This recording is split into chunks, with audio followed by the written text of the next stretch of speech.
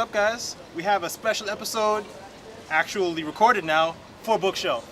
Here at Carmine Comics, a newborn baby store, owned by Jon Gorga. Here in the West Village, here in Manhattan. So, John, tell me more about Carmine Comics. How do you get the store started? Well, first technically it's actually Carmine Street Comics, because here we are on Carmine Street. Okay. Historic Carmine Street in the West Village. Sort of an outlier of Little Italy. How did we get started? Lots of different things came together to make this happen. But mainly it was that my co-owner, Michael Novo, and myself worked as managers for about 2 years at a comic book store on 23rd Street. The just recently closed Manhattan Comics and More, which was a successor to Cosmic Comics that had been in that location for something like 16, 17 years. We'd been working there a long time, and my boss knew that its day had come, the time had come, the end had come, and instead of just shutting down and letting everything die, he said, "Buy me out. Figure out a way to do this without me. Let me help you take this and run with it, because I know that you love it. I know you've loved being here, and I've loved being here, but I can't be here."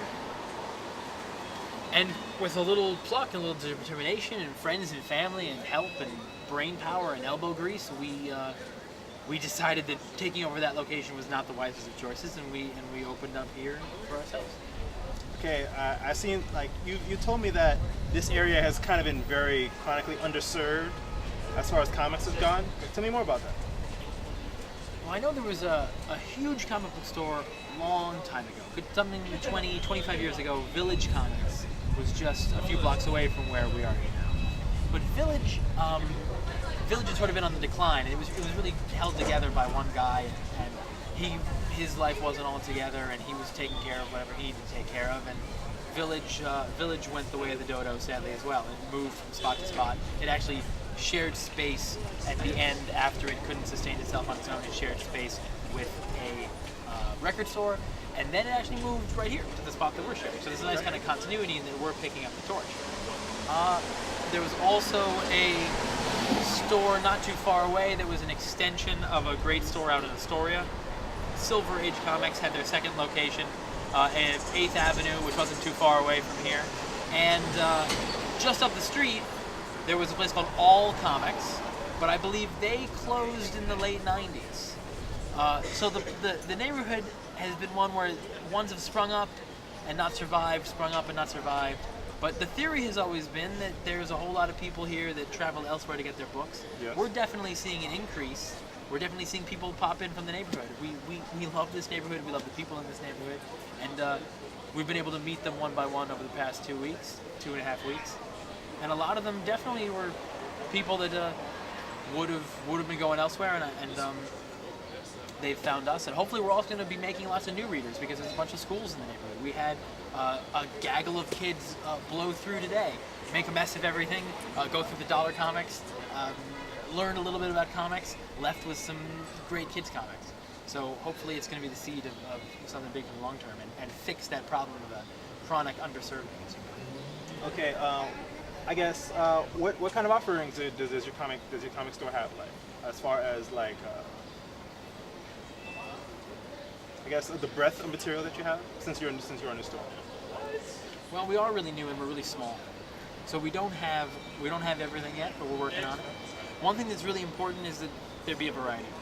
I think it's incredibly important, both from a retail, simple sales point of view, that you can say to someone, "I can find a comic for you," but also as a representation of the entire medium for the industry.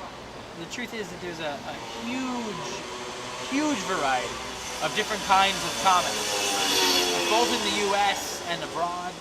Comics from Japan are available there's an insane variety of things in Japan. There are comics about basketball, comics about golf, comics for little girls, comics for boys, comics for housewives, and that hasn't been true in the United States since the late 1940s. But Yeah, it's beginning to come back. Yeah, because one thing I noticed is that, like, when you look back into like the 70s, 60s, and like the zine style comics. Sure, the underground. You had like pretty comics, much but like two distinct styles of comics.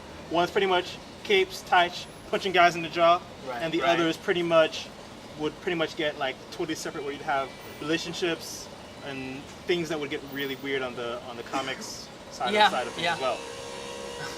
Whereas with on the Japan side, you have kind of bleed overs, and you have your superhero-ish consistent type of series. You have a girly series. The Rurouni Kenshins and the Sailor Moons and there's one or two other examples. Dragon Ball Z. Yes. People have essentially said that's the equivalent over there. It's the high-level sensationalist boys' power fantasy adventures, or in the case of Sailor Moon, girls' power fantasy. Yeah. So what kind of lower end comics do you have here that are outside of the mainstream? We've got a lot of stuff outside of the mainstream. I think, considering that this is the West Village and it's definitely never been a mainstream neighborhood. This is where Jackson Pollock lived. This is where Bob Dylan became Bob Dylan. This is a real healthy kind of underground neighborhood. And in fact, the proof in the pudding is that as my father used to say, the bookstore that we're sharing space with, Yep. it's right next door here, called it's, I think, unoppressive, non-imperialist bargain books. They've been here 22 years, and what few comics they've sold have always been the more underground stuff. Like Robert Robert Crumb. Crumb, Yeah. exactly. Heavy stuff from Robert Crumb, Vaughn Bodie, Gahan Wilson, but also like the Donald Duck stuff done by Karl Barth. Oh. The stuff that's off the beaten path from the mainstream stuff. So now it's a really awesome compliment in that we're going to try to carry a bit of that stuff, but largely because there's such a great selection they've got of really cool stuff from the remainder book selections they've been collecting over the years, that there's some awesome underground, off the beaten path stuff on their side. So to a degree we're leaving the real underground stuff to them, but we're trying to fill in that in-between space, the stuff that Image Comics has kind of given birth to in the US, this variety Like stuff, creator-owned. like Jamie Hernandez type of stuff, like Love and Rockets. Sure, definitely the Jaime Hernandez and but now it's become, there's a nice middle ground because the Hernandez brothers and Love and Rockets is, even that's kind of closer to underground. But before Image in '92, it was this crazy R. Crumb and S. Clay Wilson and stuff with sex and politics and stuff that somebody like Marvel and DC would never touch. Yeah. And then the Marvel DC with the capes and tights and explosions and power fantasy, the kind of stuff that publishers like Last Gasp and Zap Comics would never want to touch. Yeah. And it's been separated. There's been this giant gap. But the gap's been closing ever since Image was founded in '92. Even before that, really. I'd say it started with First Comics, which I think was founded in '84. They were a great company in their day. Dark Horse was founded in '86. And then Image kind of finally made that last link because they've grown into a fantastic place for unique stories, unique creators. Stuff like Riley Rossimo's The Artist, and I don't recall the writer's name off the top of my head, but Cowboy Ninja Viking. That stuff's goofy. That stuff's goofy, crazy fun. It was published a couple of years ago. It's got a rough look to it, but a mainstream idea. Stuff like that has been slowly building, and we're really hoping to catch that stuff that's in that middle ground where the average person could walk in and find something to enjoy that hasn't been reading superhero comics for 50 years, but also doesn't know R. Crumb's name. I can find a book for that person, and I'm always proud to do so. Okay. Thanks very much. Yeah, glad. Thanks, guys. All right. I'm Gabriel from Bookshelf, signing off.